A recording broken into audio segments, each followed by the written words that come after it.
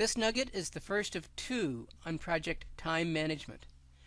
This nugget will focus on the first 5 activities in project time management, and these are all focused on working towards the final one, which is the development of the project schedule. The first step is to define the activities, to identify the work that needs to be done. Now this should sound very familiar. We already defined the work breakdown structure in project scope development. Absolutely. This is simply further refining that WBS into the level of detail required for schedule development. Once we have all of the activities identified, we will go on and we'll talk about what's required to sequence the activities, to define the sequence, the predecessor and the successor of the activities that must be required or that is required to complete the project. We'll talk about estimating these activities, understanding what resources are required, and then understanding the level of effort. So what resources, and then how many. In the case of material resources, how many resources or how long. In the case of human resources, it's going to be required to get the project done. And then finally, what is really I think the simplest of all of these project time management processes is the development of the schedule. Taking all of this information that we've developed so far and plug it into a piece of software and letting the software develop the schedule for us. Now, in this nugget, like other nuggets, we have had a total redefinition or total renaming of the processes in the PMBOK guide. And the renaming, again, is just to ensure the consistency where all of the processes are now defined in verb phrases, where it's now define activities, where previously it would be activity definition. It's now sequence activities, where previously it was activity sequencing. Estimating activity resources, before it was, and so on and so on. The processes have been renamed, but the activity, the work that you're going to complete within these will remain consistent. While it may seem a little overwhelming that there are 5 separate activities that we have to go through to create our project schedule as the first part of time management, the PMBOK guide will clearly point out, and as I already alluded to when I was talking about the defining of the activities, for smaller projects, many of these steps will be done concurrently at the same time as you're generating the WBS as part of scope definition. So for a small project, and what's a small project? 6 weeks, maybe even as long as 6 months, while you're sitting down as part of scope definition trying to document all of the work that has to be done, that work definition will be done at the level of detail sufficient for time management. You will probably have already determined the predecessor and successor activities, and you will probably be concurrently developing the resource and duration requirements. So really, again, often during project development, you're doing all of these components for time management concurrent with scope development and the development of the WBS. And really, again, what you're building towards is the development of the information required to build the project schedule in our scheduling software. So don't be overwhelmed.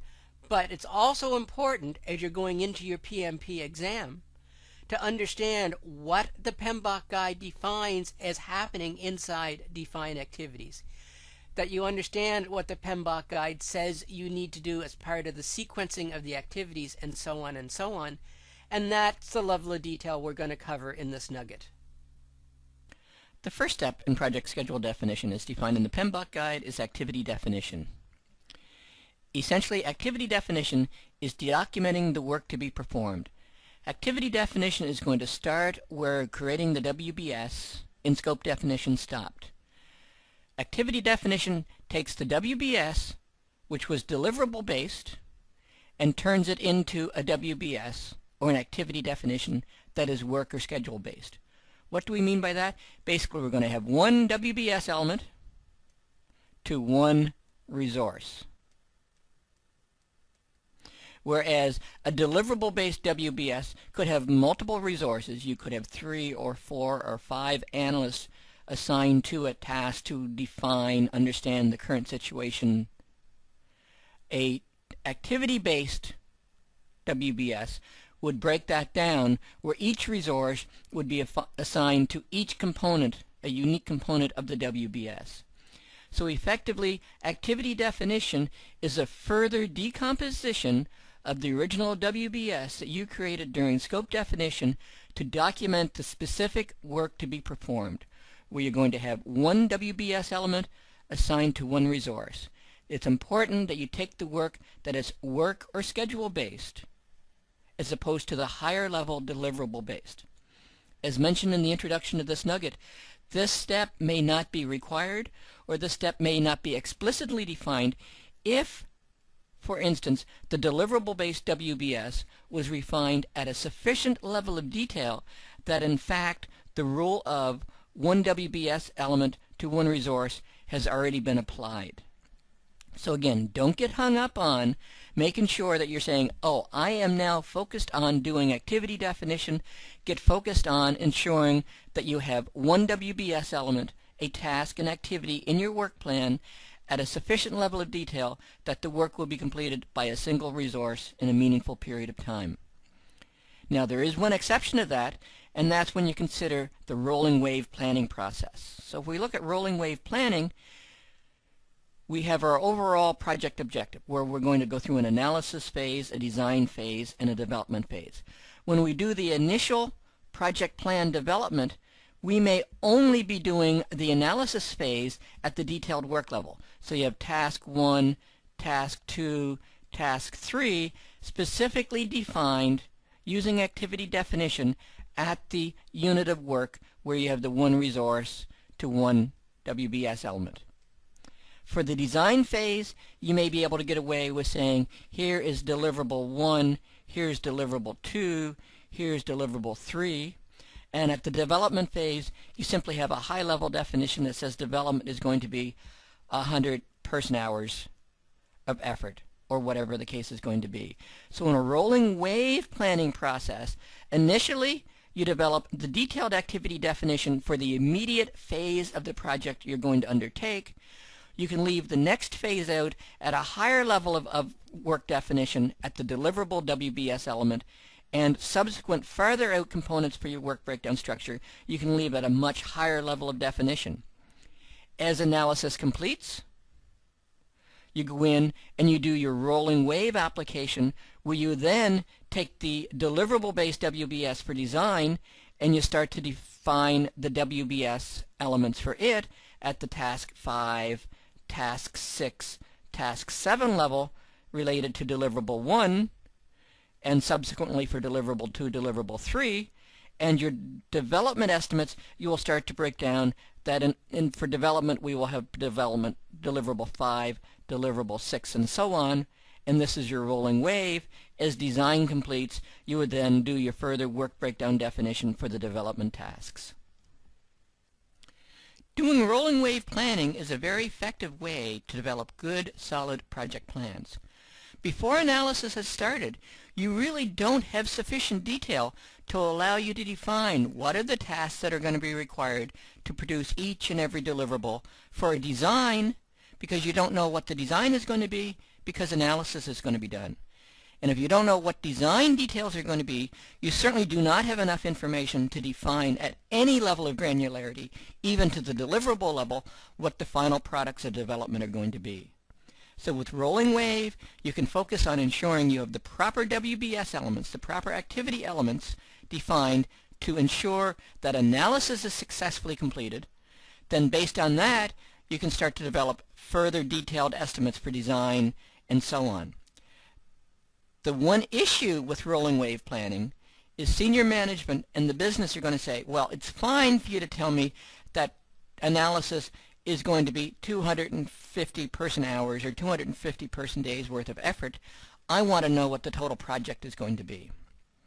And that's why you need to get into the rolling wave, where you do a higher level definition of planning for design and even a higher level definition of planning for development, so that you can say, based on the information I have currently at hand, analysis will be 250 person hours.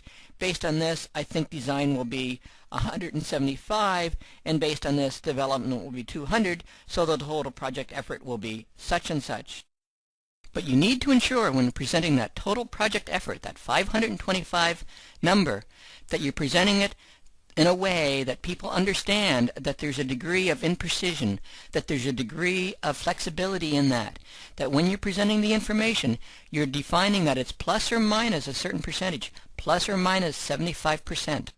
When you're doing rolling wave, it's important that you're presenting the definition, that the total project definition, the total project size, has been estimated, and you have a certain degree of confidence, potentially not high, because we're simply doing a very high-level cast of what our further out phases are going to be.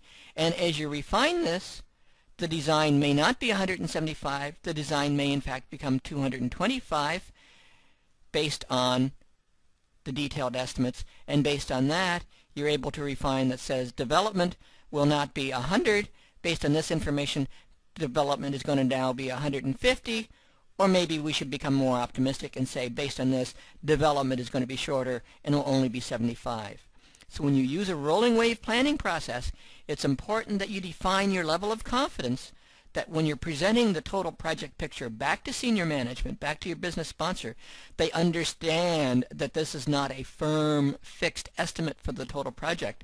It's simply a firm, fixed estimate for the next phase for your rolling wave, and best assumptions, and I'm going to use the term best guesses, for the further out phases for your project, and you're going to present your level of confidence. The next step in project schedule development is the definition of the activity sequencing. In other words, defining the dependencies between the tasks, identifying any dependencies that one task has on the other. Dependencies can be set up with 4 main types, with the most common being finish start. Finish start, simply applied, means that task B cannot start until task A has finished. Hence the link, hence the dependencies from A's finish to B's start. Used most commonly, probably 95% or better of all dependencies created in a project plan will be a finish start type. Other types of dependencies are finish, where we're saying task B cannot finish until task A finishes. Often used where you have a series of tasks that will finish and result in the combination of a milestone for a phase or a component for your project, where the final tasks for the phase would have a finish relationship on the milestone itself. A similar style of dependency is a start, where you're saying B cannot start until A starts. Similar application, except in this instance it would be the tasks are dependent on the start of a phase, the start of a milestone, and the subsequent tasks can start once the phase or once the milestone has been initiated. A final type of dependency is start-finish, not commonly used, and therefore will not be discussed further in this nugget. The most common style of dependency is finish-start and will be used most times in creating a project plan. When you're creating your project dependencies, you need to ensure you're focusing on the mandatory dependencies. The dependencies that absolutely impact the outcome of the project, or the dependencies that absolutely determine that B absolutely cannot start until A has been completed. B is dependent on some output, B is dependent on some process, B is dependent on some information that A is going to be provided, and therefore B cannot start until A completes. Often people will put optional dependencies into the project plan as well, simply saying, although it's not critical that B finishes before A, it would be ideal, or it would make more sense, or maybe B is being completed by the same resource as A, so therefore B shouldn't be started until A has completed that. Avoid, where possible, putting optional dependencies into your project plan. Optional dependencies simply create a more complex dependency diagram. Optional dependencies, as a result, therefore require more work by you to create the dependencies, and more importantly, optional dependencies add more complication and result in more effort to debug and to maintain the dependency plan for your project. So focus on the dependencies and absolutely define the mandatory dependencies into your project plan, whether a finish start type, finish type, or start type. A final aspect towards dependencies is you may want to put in leads or lags. and basically a lead or lag saying A and B are dependent on each other, but I have a lead of 2 days. So A is a predecessor to B, finish-start relationship, but I'm allowing B to start 2 days before A finishes, which means there's a lead on B being able to start early. A lag is just the opposite. A and a lag of 2 days, meaning that B cannot start until 2 days after A is completed. A is the completion of a deliverable, and the lag is the acceptance process for the deliverable to be accepted before B, the next activity, can be initiated. So work on the dependencies, ensure you have the right dependencies created for your project plan, and that only the mandatory dependencies are created will result in the simplest, easiest project dependency diagram for you to debug. What is a dependency diagram? There are two types of dependency diagrams. Activity on node is the most commonly used, is the type of dependency diagram that will be used by project scheduling software, and a second type of dependency diagram sometimes used, often in academic explanations of dependency process, is an activity on arrow. We will look at both of these dependency diagrams in just one moment. One comment on dependency diagrams and creating of dependency diagrams. As an active project manager delivering projects, using a tool like Microsoft Project, which we'll be examining in part of this series, you do not need to create dependency diagrams. Your software will create the dependency diagrams for you. You simply define the dependency types, define that to your project software, and the project software itself will create the dependency diagrams. I've included the details of the dependency diagrams in this nugget, as it's important that you understand these dependency diagrams, how they work, as there will be questions for you on the PMP exam directly related to dependency diagrams. So let's have a look at the most common style of dependency diagram, the activity on node.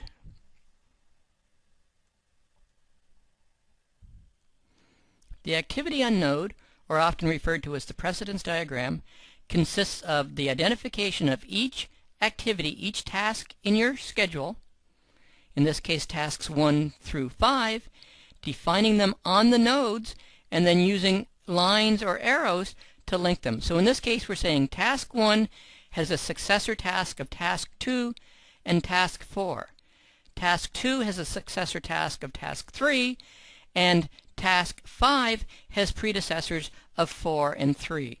This is depicting the most common style of finish-start, but if appropriate, you could say this is a start-start and this is a finish-finish type of dependency within your activity on node dependency diagram. Again, activity on node, the most common. Activity on node is what your project scheduling software will draw for you, often called the dependency diagram.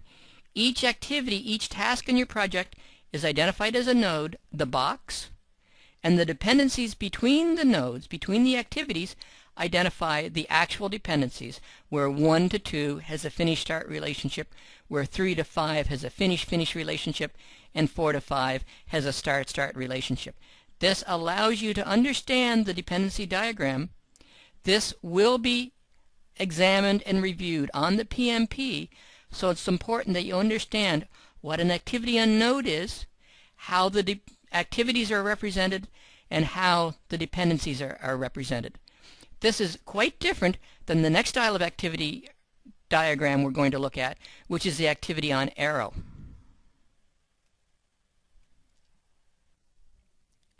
The activity on arrow dependency diagram, by contrast, puts the activities on the arrows. So in this case, again, we have activities 1 through 5. We see the activity on the arrow with these null nodes. There's no value, there's no information within the nodes. They're simply there to allow us to connect and create dependencies. So in this case, 2 and 3 are dependent on 1. Then we have 4 is dependent on 3, and we sometimes have to create these dummy dependencies that's going to allow 2 to have a dependency on the end of the project, or default through activity 5. So the dotted line on an activity on arrow is referenced to as a dummy activity and is there to ensure that 2 has a relationship with the end of the project. Activity on arrow only represent finish to start style relationships. An activity on arrow has no capability of representing a finish or a start relationship. The activities are on the arrow, dummy tasks are inserted, and the nodes are simply connection points that allow us to understand the relationship between activity 3 and activity 4, and in this case the dummy relationship to allow us to understand the relationship between activity 2 and activity 4 going through to activity 5. Again, it's important to understand the distinction between the activity on node and the activity on arrow, as this information will be on the PMP exam and you will be required to display understanding of these diagramming techniques. Although in practice you will never create manual diagrams, they will be created for you by your project scheduling software. The next step in schedule development is activity resource estimating. In other words, understanding what resources, the quantities of the resources, and when the resources are needed. When I think about activity resource estimating, I think of goods, I think of supplies, I think of materials. For example, let's take the example of building a home. So what resources? We're going to need 2x4 wood. We may need some 2x10 wood. We will need shingles. We will need drywall, etc., etc. These are the goods, these are the supplies, the materials. So this is the definition of what the resources are required. The quantities of resources, we can go to our blueprint, we can read our blueprint, and we can determine that we need 300 2x4s. We can read the blueprint and we can determine that we need 150 2x10s. We can look at the blueprint and determine we need 5,000 shingles. We can look at the blueprint and determine that we need 175 sheets of drywall. So we're determining the quantities of the resources required. And finally, we determine when they're needed. Not when they're needed in terms of the calendar, but when they're needed in terms of the work breakdown structure. Which work breakdown structure elements? So it's construct the walls. It's construct the second floor. It's obviously put on the roof. And it's install drywall. So activity resource definition is all about understanding what goods, what supplies, what materials are required to allow you to execute your project plan. You need 2x4s, you need 2x10s, you need shingles, you need drywall. This information can be determined from the project scope, in this case from our project blueprint. You determine the quantities, again from the project scope, from the project blueprint, and you determine when the resources are needed based on the work breakdown structure elements that have been defined for your project. The next step in project schedule development is activity duration estimating. In other words, identifying the amount of work that is required to complete the project. Unlike resource estimating, which was focused on the goods, the services, and materials, the duration estimating is focused on the team. The amount of work the team must put in to each work breakdown structure element to allow the project to complete. You need to focus on the work, the actual effort, not the duration. To define this, let's assume we have a work breakdown structure element that requires 40 hours of work. If you assume 40 hours of work is equivalent to a single work week, you may or may not be accurate. 40 hours of work may be completed faster than a work week or may take longer than a work week depending on how the team is assigned to the work breakdown structure element. If you assigned the 40-hour work element to a single resource, and that resource is full-time on your project, it will be completed in 1 week. But If you assign that 40-hour work breakdown structure element to 2 resources, it will be completed in 2.5 days. Or if you assign that 40 hours of work to someone who's only available to your project half-time, so you have a half of a resource, the work will not be completed for 2 weeks. So activity duration estimating is focused on identifying the amount of work required to complete the project elements, not the duration. If you focus on the work, it's 40 hours of focused work, and then assign the appropriate resources to the work breakdown structure element. Is it 1 resource? The project scheduling software will determine that task can be done in a week. Is it 2 resources? The software will determine that it can be done in 2.5 days. Or if it's only half of a resource, the software will determine that it's going to take a total of 2 weeks to complete the assignment. So that's what activity duration estimating is all about. Identifying the work, developing estimates for the work, not the duration, and letting the project software calculate the duration for you based on the availability of the resources to work on your project. In spite of what I just said about a single resource being assigned to that 40-hour task, being able to complete it in 1 week, that actually is not the case. Here I've made a very interesting statement where I say 40 hours does not equal 40 hours. Or in other words, you need to ensure you're assigning the tasks, you're developing the estimates based on actual resource availability. So you have a full-time resource,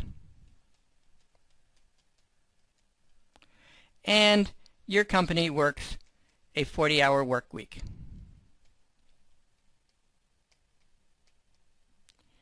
In that case, why does a full-time resource working a 40-hour work week not be able to complete 40 hours of work?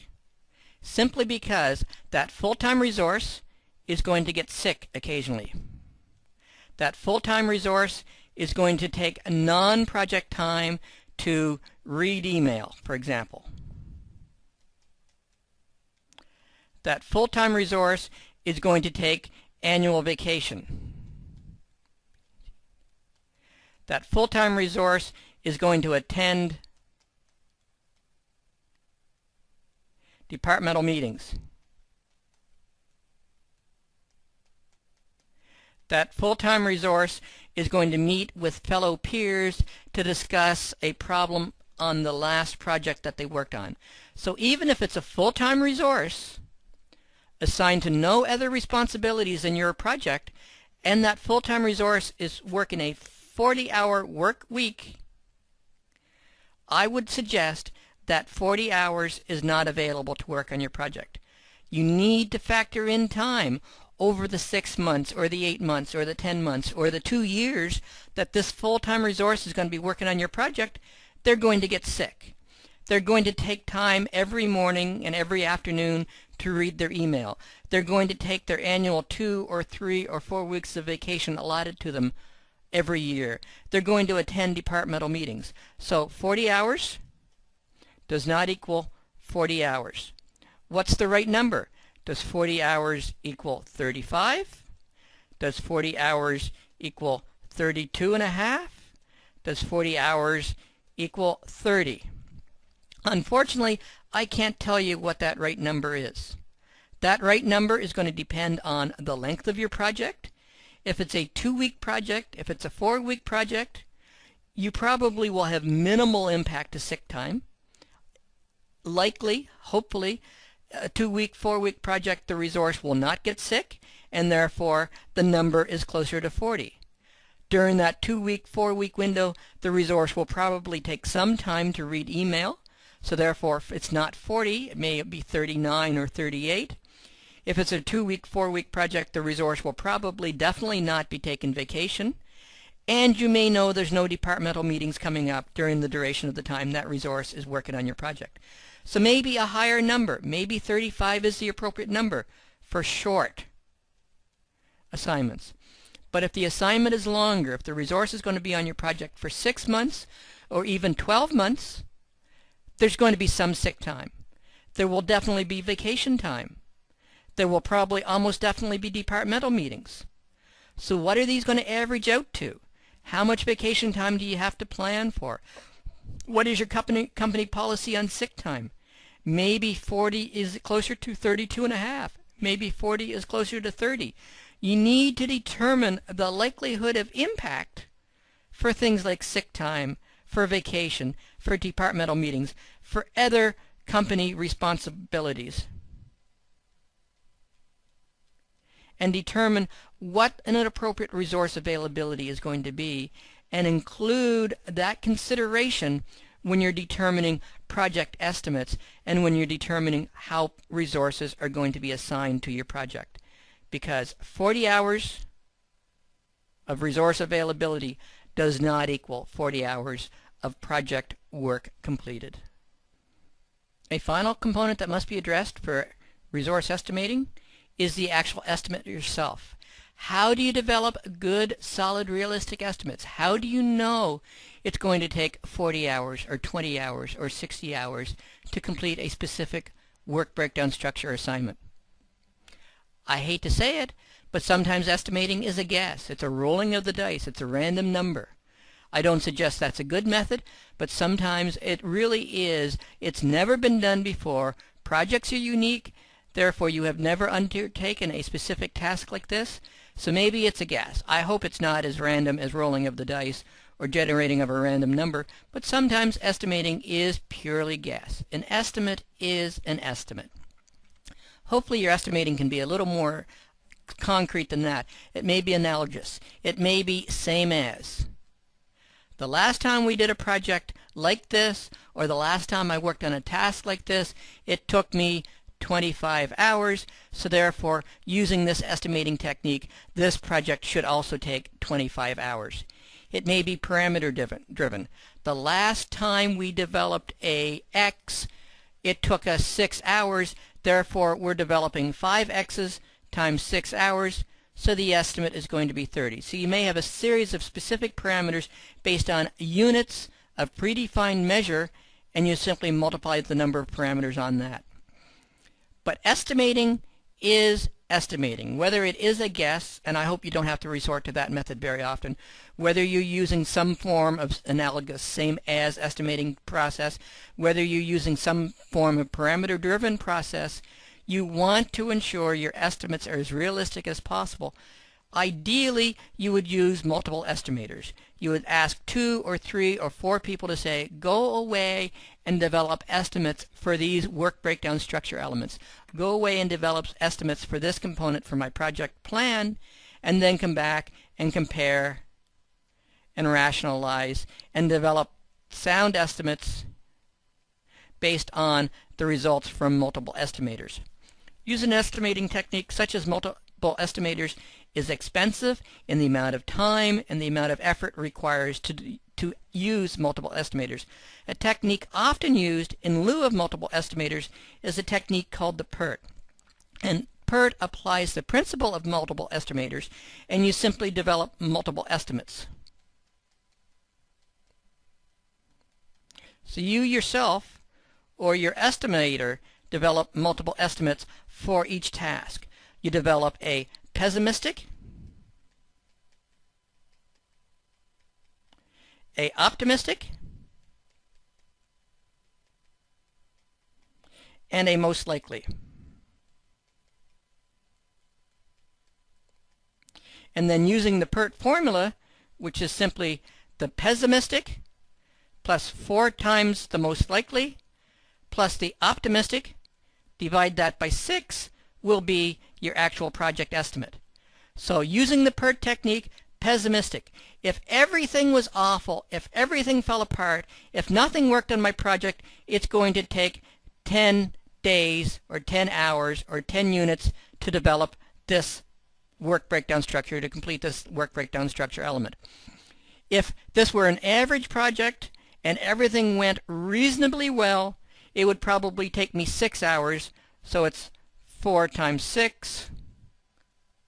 And if this were the perfect project, if I had absolutely no challenges, I could complete this in 5 hours. So you do that over 6.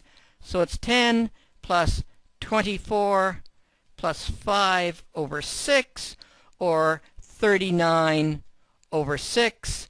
And I don't have the mental math in my head for 39 over 6, but the division of 39 divided by 6 would be the final estimate that you would use for your project based on the PERT technique.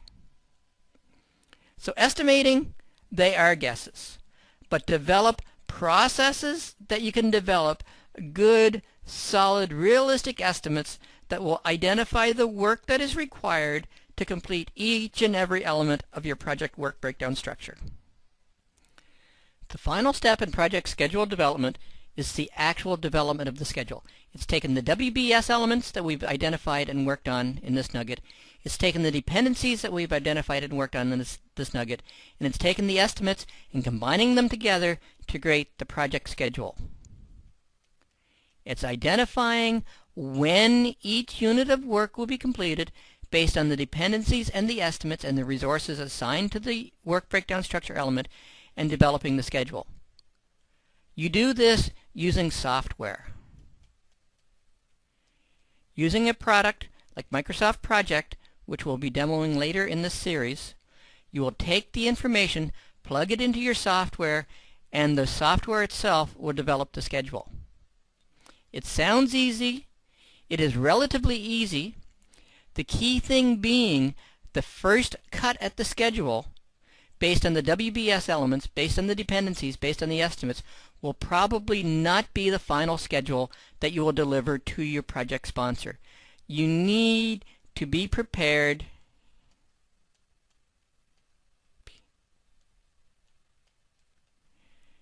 to reiterate. Developing a good project schedule requires many iterations. 2, 3, 4 iterations will be required to develop a good project schedule. You will look at the dependencies, you will change the dependencies. You will look at the estimates to determine if the estimates are realistic. You will look at the resource assignments to determine if different resources can be assigned to different work breakdown structure elements to deliver a schedule that is more aggressive, to deliver a schedule that is more resource balanced. You need to be prepared to iterate to develop the final schedule, which will then be presented to your project sponsor. This concludes our first of 2 nuggets on project time management. In this nugget, we discussed defining activities, expanding the WBS to the level of detail that it identifies all of the work required for the project. We talked about sequencing the activities, defining the order in which the work has to be done, identifying the predecessor and successor relationships. We talked about estimating the activity resources, what is required, and how many of them are required to get the job done. We talked about estimating the activity durations, how long are each of the activities going to take to get done, and we talked about taking all of this information and building it into a piece of software like Microsoft Project and using the software to develop the project schedule. In the next nugget, we'll talk about the activities during execution required to control the schedule. This concludes our nugget on project schedule definition. I hope this video has been informative for you, and thank you very much for